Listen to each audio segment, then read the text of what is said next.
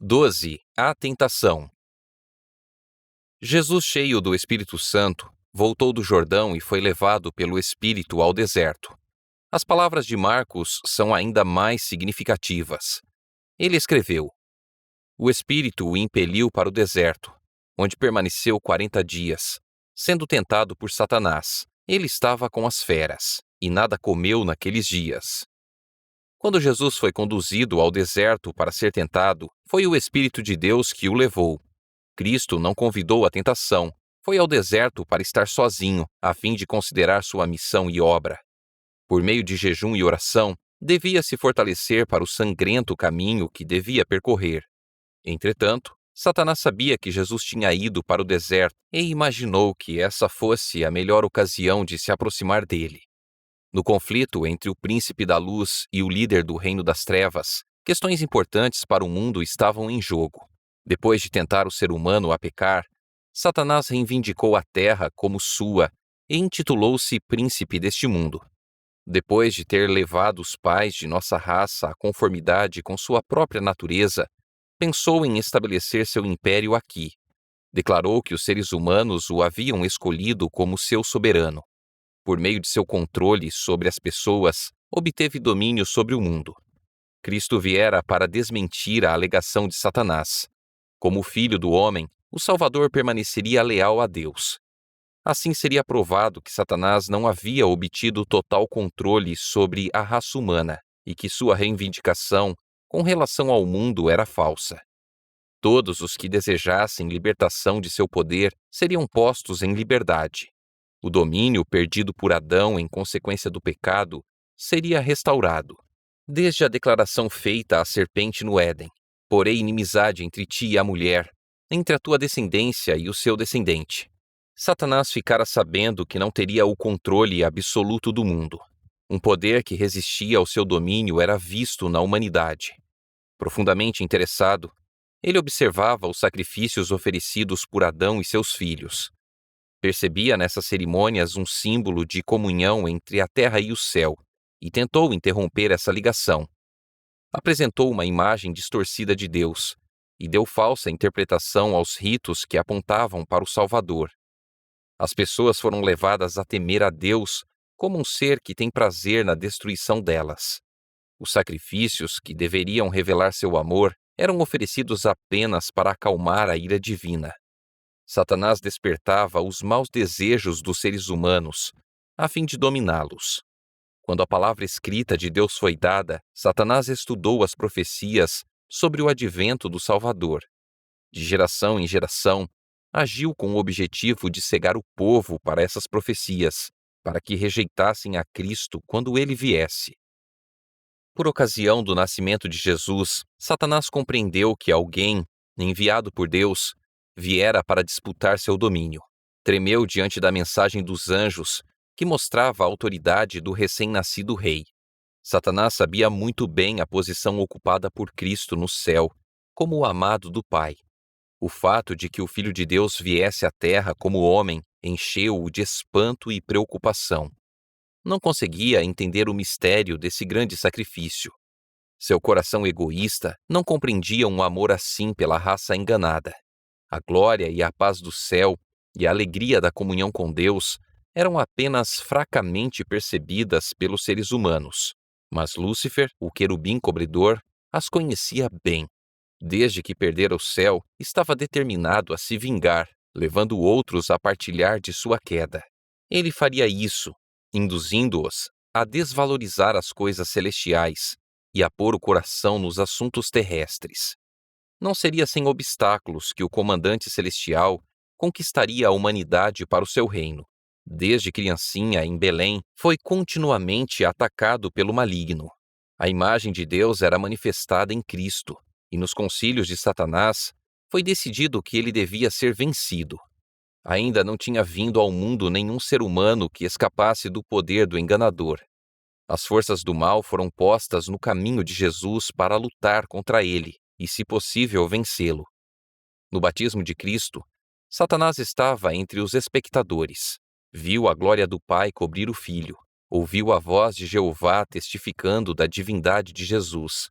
Desde o pecado de Adão, a raça humana estivera destituída da comunhão direta com Deus. A comunhão entre o céu e a terra era feita por meio de Cristo, mas com sua vinda, em semelhança de carne pecaminosa, o próprio Pai falou. Antes, ele tinha se comunicado com a humanidade por intermédio de Cristo. Na encarnação, fazia-o em Cristo. Satanás esperava que, pelo fato de Deus odiar o pecado, haveria eterna separação entre o céu e a terra. No entanto, em Cristo ficou demonstrado que a ligação entre Deus e a humanidade tinha sido restaurada. Satanás viu que devia vencer ou seria vencido. Havia muita coisa em jogo nesse conflito para que fosse confiado aos anjos governados por ele. Ele mesmo conduziria pessoalmente a guerra. Todas as forças da apostasia se puseram contra o Filho de Deus. Cristo se tornou o alvo de todas as armas do mal. Muitos não consideram esse conflito entre Cristo e Satanás como tendo relação especial com sua vida e poucos se interessam por ele. No entanto, essa luta se repete em cada coração. Ninguém abandona o exército do mal e entra no serviço de Deus sem enfrentar os ataques de Satanás. As sedutoras sugestões às quais Cristo resistiu são as mesmas que achamos tão difícil vencer. A pressão contra ele era proporcional à superioridade de seu caráter em relação ao nosso. Com o terrível peso dos pecados do mundo sobre si, Cristo suportou a prova quanto ao apetite, amor ao mundo e à ostentação que induz à soberba. Foram essas as tentações que derrotaram Adão e Eva e tão rapidamente nos vencem. Satanás apontara o pecado de Adão como prova de que a lei de Deus era injusta e não podia ser obedecida. Cristo devia redimir, em nossa humanidade, a falha de Adão. Quando, porém, este fora vencido pelo tentador, não tinha sobre si quaisquer efeitos do pecado. Estava no auge da perfeita humanidade, possuindo o pleno vigor da mente e do corpo. Achava-se envolto pelas glórias do Éden e em comunicação diária com seres celestiais. Não foi assim em relação a Jesus quando entrou no deserto para lutar com Satanás. Por 4.000 anos, a raça humana tinha diminuído em força física, vigor mental e valor moral, e Cristo tomou sobre si as fraquezas da humanidade degenerada. Somente assim podia salvar o ser humano das profundezas de sua degradação. Muitos alegam que era impossível Cristo ser vencido pela tentação. Nesse caso, não teria sido colocado na posição de Adão. Não poderia haver obtido a vitória que ele deixara de ganhar. Se tivéssemos, em certo sentido, um conflito mais intenso do que Cristo teve, então ele não estaria habilitado a nos socorrer. Nosso Salvador, porém, revestiu-se da humanidade com todos os riscos relacionados a ela. Tomou a natureza humana com a possibilidade de ceder à tentação. Não temos que suportar coisa alguma que ele não tenha sofrido.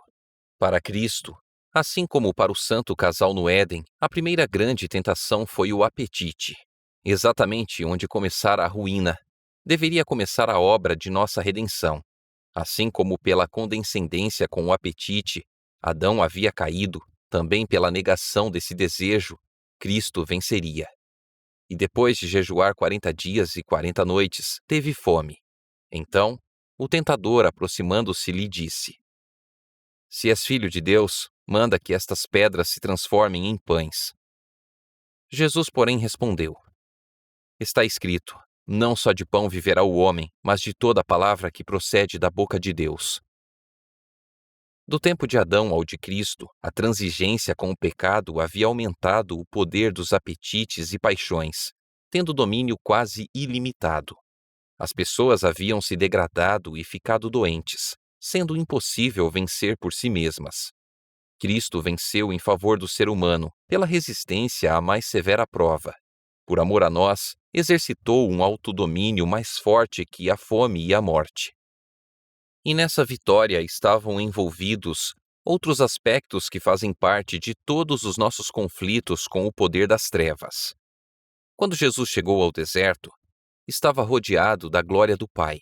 Absorvido em comunhão com Deus, foi erguido acima da fraqueza humana. Entretanto, a glória se afastou e ele foi deixado a lutar com a tentação. Ele o pressionava a todo instante.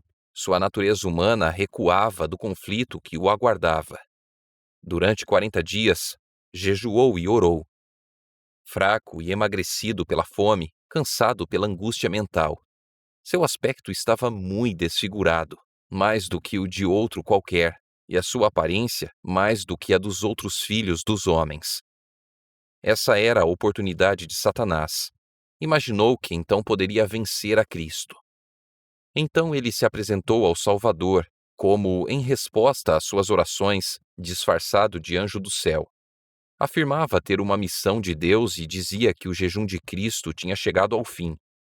Como Deus enviara um anjo para impedir Abraão de oferecer Isaque, assim também, satisfeito com a prontidão de Cristo para entrar no caminho sangrento, o Pai mandara um anjo para libertá-lo. Era essa a mensagem trazida a Jesus. O Salvador desfalecia de fome, desejava alimento, quando Satanás o atacou de repente. Apontando para as pedras espalhadas pelo deserto e que tinham a aparência de pães, o tentador disse: Se és filho de Deus, manda que estas pedras se transformem em pães. Embora aparecesse como um anjo de luz, essas primeiras palavras denunciavam suas intenções. Se és filho de Deus.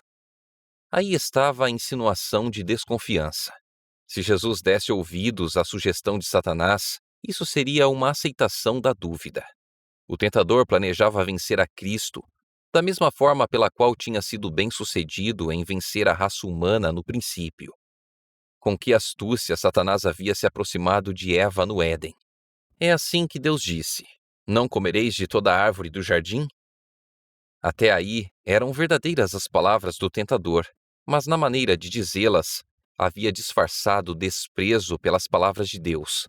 Havia negação encoberta, uma dúvida sobre a verdade divina. Satanás procurara despertar na mente de Eva a ideia de que Deus não faria aquilo que havia dito, que reter tão belo fruto era uma contradição de seu amor e compaixão para com o ser humano. Da mesma forma, o tentador procurava incutir em Cristo suas ideias. Se és filho de Deus. As palavras traduziam a amargura que havia em sua mente. No tom de sua voz, havia uma expressão de completa incredulidade. Será que Deus trataria seu filho assim? Ele o deixaria no deserto com as feras, sem alimento, sem companheiros, sem conforto? Insinuou que Deus nunca desejaria que seu filho estivesse em tal condição. Se és filho de Deus, mostra teu poder, satisfazendo a fome que te oprime. Manda que esta pedra se torne em pão. As palavras do céu, este é o meu filho amado em quem me comprazo, ainda soavam aos ouvidos de Satanás. No entanto, ele estava decidido a fazer Cristo descrer desse testemunho. A palavra de Deus era a segurança de Cristo quanto à divindade de sua missão. Viera viver como homem entre os homens, e era a palavra que declarava sua ligação com o céu. O plano de Satanás era fazê-lo duvidar dessa palavra. Se a confiança de Cristo em Deus fosse abalada, Satanás sabia que seria vitorioso no conflito. Poderia derrotar Jesus. Esperava que, dominado por desânimo e extrema fome, Cristo perderia a fé em seu Pai e realizaria um milagre em seu benefício. Se ele tivesse feito isso, o plano da salvação estaria arruinado. Quando o Filho de Deus e Satanás se enfrentaram pela primeira vez em conflito, Cristo era o comandante das hostes celestiais, e Satanás o líder da rebelião no céu. Tinha sido expulso dali. Parecia que os papéis estavam invertidos, e o adversário explorou o máximo que podia sua suposta vantagem. Satanás disse que um dos anjos mais poderosos havia sido banido do céu. A aparência de Jesus indicava que ele era aquele anjo caído, abandonado por Deus e desamparado pelos seres humanos. Um ser divino seria capaz de comprovar sua alegação por meio de um milagre. Se és filho de Deus, manda que estas pedras se transformem em pães. O maligno insistia em que tal ato de poder criador seria prova definitiva de divindade. Isso daria fim à discussão. Jesus se esforçou para escutar em silêncio o arqui-enganador. O Filho de Deus não devia provar sua divindade a Satanás ou explicar-lhe a causa de sua humilhação. Ele não ganharia nada de bom para a humanidade ou para a glória de Deus atendendo às exigências do rebelde. Se Cristo tivesse concordado com as sugestões do inimigo, Satanás teria dito ainda: mostra-me um sinal para que eu creia que és filho de Deus. A prova teria sido inútil para quebrar o poder da rebelião no coração dele. E Cristo não devia exercer poder divino em benefício próprio. Viera para sofrer a prova como devemos fazer, deixando-nos exemplo de fé e submissão. Nem nessa ocasião, ou em qualquer outro momento em sua vida terrestre, ele realizou um milagre em seu favor. Suas maravilhosas obras foram todas para o bem dos outros. Embora Cristo reconhecesse Satanás desde o princípio, não entrou em discussão com ele. Fortalecido com a lembrança da voz do céu, descansou no amor de seu Pai. Não argumentaria com a tentação. Jesus enfrentou Satanás com as palavras das Escrituras. Está escrito. Ele declarou. Em toda a tentação, sua arma de guerra era a palavra de Deus. Satanás exigia de Jesus um milagre como prova de sua divindade. Mas aquilo que era maior que todos os milagres, uma firme confiança em um assim diz o Senhor, era um testemunho irrefutável. Enquanto Cristo se mantivesse nessa atitude, o tentador não conseguiria obter qualquer vantagem. Era nas ocasiões de maior fraqueza que Cristo era atacado pelas mais cruéis tentações. Assim Satanás pensava em prevalecer. Por esse método, obtivera a vitória sobre os seres humanos. Quando a resistência enfraquecia, a força de vontade se debilitava e a fé deixava de se firmar em Deus, então aqueles que haviam se mantido firmemente ao lado do que é correto eram vencidos. Moisés estava cansado pelos 40 anos da peregrinação de Israel, quando por um momento sua fé deixou de se apoiar no poder infinito. Fracassou exatamente na fronteira da terra prometida. O mesmo aconteceu com Elias, que tinha permanecido firme diante do rei Acabe e enfrentado toda a nação de Israel com os 450 profetas de Baal à sua frente. Depois daquele terrível dia no Carmelo, em que os falsos profetas haviam sido mortos e o povo declarara sua fidelidade a Deus, Elias fugiu para salvar a vida diante das ameaças da idólatra Jezabel. Igualmente, Satanás tem se aproveitado da fraqueza da humanidade e continuará agindo desse modo. Sempre que uma pessoa está rodeada de nuvens escuras, perplexa pelas circunstâncias ou aflita pela pobreza e infelicidade, Satanás está pronto para incomodar e apresentar tentações. Ele ataca nossos pontos fracos de caráter, procura abalar nossa confiança em Deus, que permite que essas condições existam. Somos tentados a desconfiar de Deus, a colocar em dúvida seu amor. Frequentemente, o tentador vem a nós como foi a Cristo, apresentando nossas fraquezas e fragilidades. Procura nos desanimar e romper nossa ligação com Deus. Assim, ele garante sua presa. Se o enfrentássemos como Jesus fez, escaparíamos de muitas derrotas. Ao tentarmos argumentar com o inimigo, damos vantagem para ele. Quando Cristo disse ao tentador: não só de pão viverá o homem, mas de toda palavra que procede da boca de Deus. Repetiu as palavras que, mais de 1400 anos antes, ele dissera a Israel: o Senhor teu Deus te guiou no deserto estes 40 anos, para te humilhar, para te provar, para saber o que estava no teu coração, se guardarias ou não os seus mandamentos. Ele te humilhou e te deixou ter fome, e te sustentou com o maná, que tu não conhecias, nem teus pais o conheciam, para te dar a entender que não só de pão viverá o homem, mas de tudo o que procede da boca do Senhor viverá o homem. No deserto, quando falharam todos os meios de subsistência, Deus enviou maná do céu ao seu povo, e foi-lhe dada suficiente e constante provisão.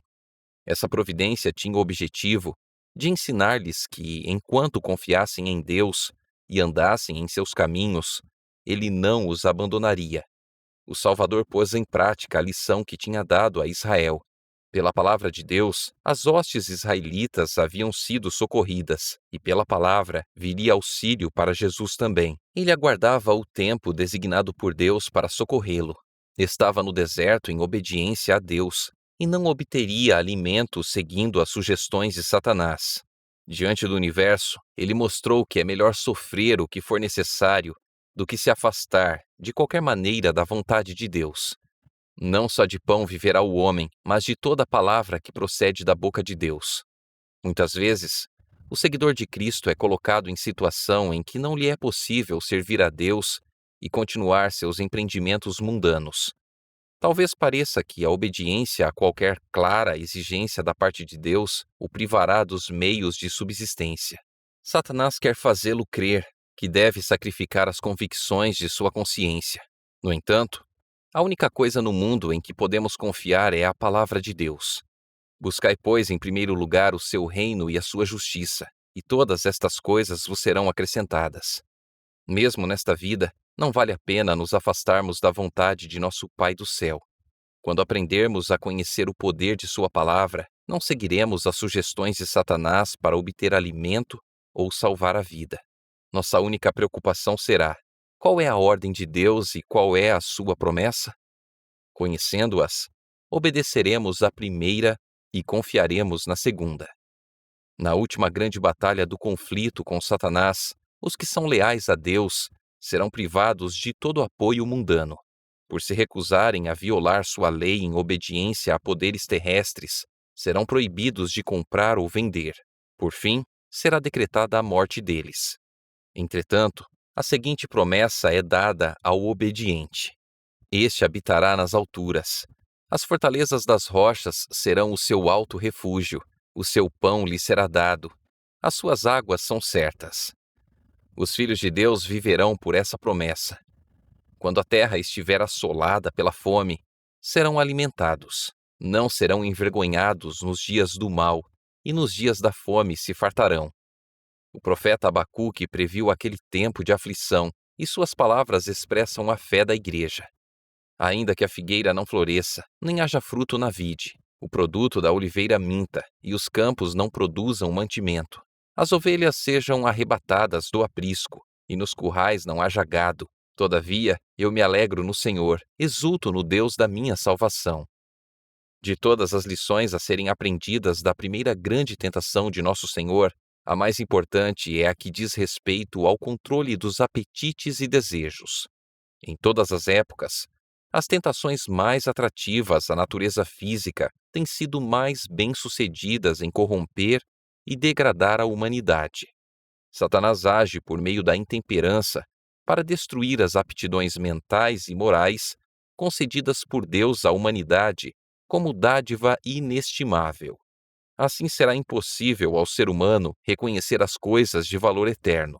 Por desejos carnais, ele busca apagar todo o traço de semelhança com Deus.